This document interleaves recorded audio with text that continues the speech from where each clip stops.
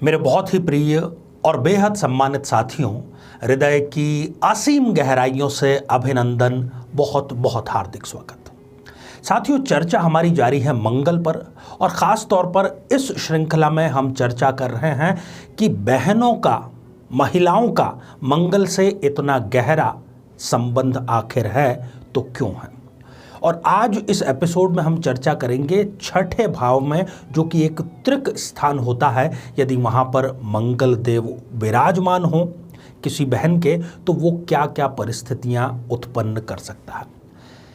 शीर्षक में आपने पढ़ा, हमने यहाँ पर लिखा है कि छठे भाव का जो मंगल है वो क्यों किसी बहन को वैधव्य या विधवा योग का निर्माण कर देता है। छठे भाव का मंगल वैसे भी महिलाओं के लिए अत्यंत घातक माना ही गया है। जब कुंडली मिलान होती है और वहाँ पर छठे भाव में किसी बहन के मंगल आ जाए तो कई बार तो हम उसको मंगली से भी थोड़ा अधिक खतरनाक कंसीडर करते हैं। और क्या क्या परिस्थितियां ऐसी होती है, क्या सिर्फ छठे भाव में मंगल होना इस बात के लिए पर्याप्त है? बिल्कुल पर्याप्त नहीं है। एक ऐसा ग्रह जो कि छठे भाव में बैठे हुए मंगल के साथ में यदि युति कर ले, तब जाकर के ये पुख्ता तौर पर कहा जा सकता है कि वो वैधव्य योग देगा, अन्यथा सभी मामलों में ऐसा ज़रूरी नहीं होता है। साथियों, विस्तार पर हम इस पर चर्चा करें इससे पहले एक बेहद ज़रूरी सूचना कि हम हमारे प्रत्येक एपिसोड के अंत में किसी न किसी जातक के प्रश्न का उत्तर देते हैं और ये प्रश्न हमें प्राप्त होते हैं आप लोगों के ही द्वारा YouTube कमेंट के माध्यम से। साथियों, जब भी आपको अपना कमेंट लिखना हो उससे पहले आपको लिखना होगा #आचार्य चंद्रकांत। उसके बाद में आप अपना प्रश्न पूछिए। एक और शर्त का आपको यहाँ पर पालन करना है कि इसी एपिसोड से संबंधित एक बेहद सरल सा प्रश्न हम इसी एपिसोड के अंत में आपसे पूछेंगे, उसका सही उत्तर साथ में लिखा होना बहुत ज़रूरी है। मंगल पर हम चर्चा कर रहे हैं, लगातार ये श्रृंखला जारी है, ये श्रृंखला अभी आगे भी जारी रहेगी। इस बीच कई कमेंट हमारे पास में आए हैं कि आचार्य जी, आप उपाय के बारे में चर्चा नहीं कर रहे, आप केवल ये बतलाते जा रहे हैं कि मंगल यहाँ पर होने से ये प्रभाव देगा, यहाँ पर होने से ये प्रभाव देगा। उन सभी बहनों की जानकारी के लिए मैं ये बतला दूं कि हम मंगल पर और मंगली दोष पर पूरे विस्तार से चर्चा कर चुके हैं और बहुत से विलक्षण और चमत्कारिक उपाय भी हमने बतलाए हैं। यहाँ हम प्रयास करेंगे आई बटन में उसका लिंक प्रोवाइड करने की, ताकि आप जाकर के वहाँ पर उसको देख सकें।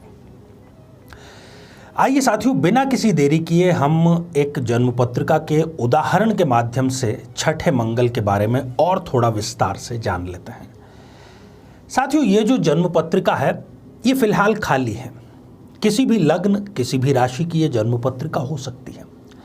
यहाँ पर छठे भाव में यदि मंगल विराजमान है, जिसकी कि हम आज इस श्रृंखला के इस चरण, इस एपिसोड में चर्चा कर रहे हैं, और इसी के दौरान जब मैं शोध के लिए, रिसर्च के लिए कुछ कुंडलियाँ खंगाल रहा था, एक बहन की मुझे कुंडली वहाँ पर देखने को मिली, जिसको छठे मंगल ने जिंदगी भर का अकेलापन दे दिया।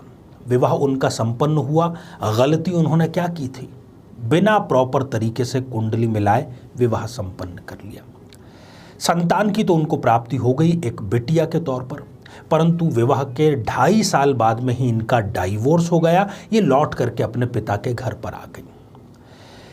जॉबलेस थी, किसी प्रकार की कोई नौकरी थी नहीं, संतान को भी पालना था। इसी दौरान इनकी माताजी की भी मृत्यु हो जाती है और पिताजी इस गम में कि एक तो जीवन साथी उनका भी चला गया और बेटी जो है वो वापस अपने घर पर आ गई है, वो पैरालाइज्ड हो गए। अभी वर्तमान में इनके पिताजी बिस्तर पर हैं, इनके पास में कोई रोजगार नहीं है और इनको दुनिया भर के नेगेटिव ख्याल आते हैं। और संयोग की बात यह है कि इनके भी छठे भाव में मंगल था। देखिए, कई बार ज्योतिष का कोई सिद्धांत स्पष्ट रूप से जो लिखा हुआ है वो परिणाम न देकर के उससे मिलते जुलते कोई परिणाम दे देता है।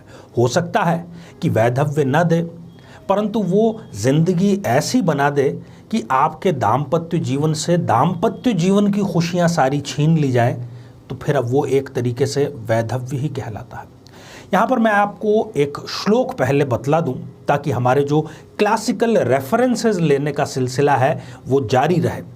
ये जो श्लोक है ये ज्योतिष तत्वम प्रकाश पुस्तक से हम ले रहे हैं।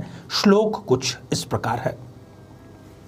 रिपु स्थितो भूतनयः प्रसूते नारी सनाथाम हत शत्रु यक्षाम प्रभूत केशाम सुजनानुरक्ताम विद्याधिका रोग विवर्जिताम च।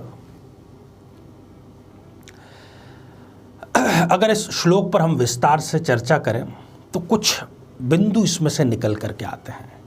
ये श्लोक हमें बतला रहा है कि ऐसी स्त्री जिसके कि छठे भाव में रिपु के स्थान पर शत्रु के भाव में मंगल देव विराजमान हो तो वो अपने पति से, अपने जीवन साथी से विवाह के कुछ समय बाद ही और लंबे समय के लिए दूर हो जाती है। ऐसी स्थिति में संघर्ष करने की क्षमता बहुत ज़्यादा होती है, कूट कूट कर भरी होती है, और इसी कारण वो अपने शत्रुओं पर विजय तो प्राप्त कर लेती है। सुंदर केश अर्थात उसके जो बाल हैं वो भी आकर्षक होते हैं, परंतु जो संघर्ष है वो अनुभव में ये पाया गया है कि शुरुआती दौर में तो बहुत प्रबल संघर्ष होता है, परंतु जब निरंतर एक के बाद में दूसरा, दूसरे के बाद में तीसरा, इस प्रकार से संघर्ष यदि आते रहें तो कहीं ना कहीं हम ठहरे मनुष्य हमें भी डिप्रेशन और तनाव की स्थिति आ जाती है, जो कि स्पष्ट रूप से यहाँ पर देखी गई है। साथियों, यदि इस मंगल के साथ में चंद्रमा युति करके बैठ जाए तब ये प्रॉपर हम कह सकते हैं, क्लासिकल रेफरेंस भी यही कहते हैं कि ये यहाँ पर वैधव्य योग का निर्माण करता है। ऐसी स्त्री स्वयं पढ़ी लिखी होती है, अपने पैरों पर खड़ी होती है, जन्म स्थान से दूर या कई बार तो विदेश तक में जाकर के वो नौकरी करती है, परंतु वहाँ पर उसको नौकरी में एक ऐसा झटका लगता है कि जो वो डिजर्व करती है वो तो मिल नहीं पाता, परंतु उसकी अच्छी खासी नौकरी मंगल या चंद्रमा की दशा, अंतरदशा में छूट जाती है।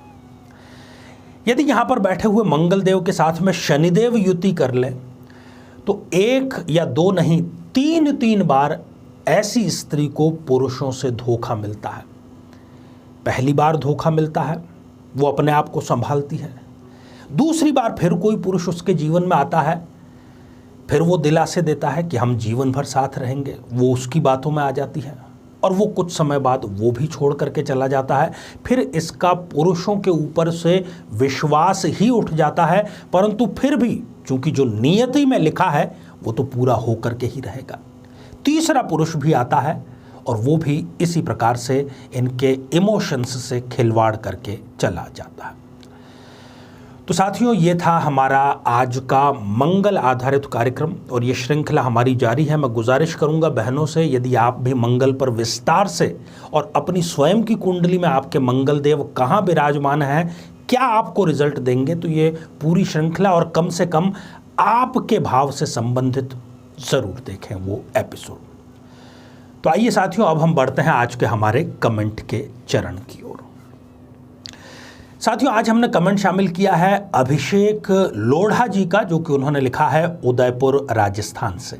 अभिषेक जी, आपने पूछा है कि दाम्पत्य जीवन आपका खटास में है, तलाक की प्रक्रिया चल रही है, तो तलाक कब तक हो पाएगा। अभिषेक जी, आपकी जन्म पत्रिका में सप्तमेश शुक्र हैं, जो कि स्वयं एक त्रिक भाव, अष्टम भाव में जाकर के विराजमान है।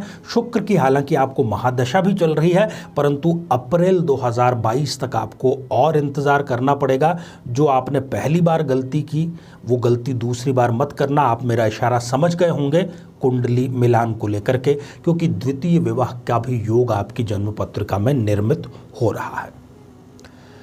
तो साथियों, अब आज का बेहद ही आसान सा प्रश्न। आज हमने चर्चा की मंगल की, हमने चर्चा की कि कब मंगल वैधव्य योग दे देता है स्त्रियों को। तो आज हमने मंगल के किस भाव में विराजमान होने की चर्चा की है। साथियों, आप सभी स्वस्थ, समृद्ध और शांतिपूर्वक जीवन व्यतीत करें। नमस्कार।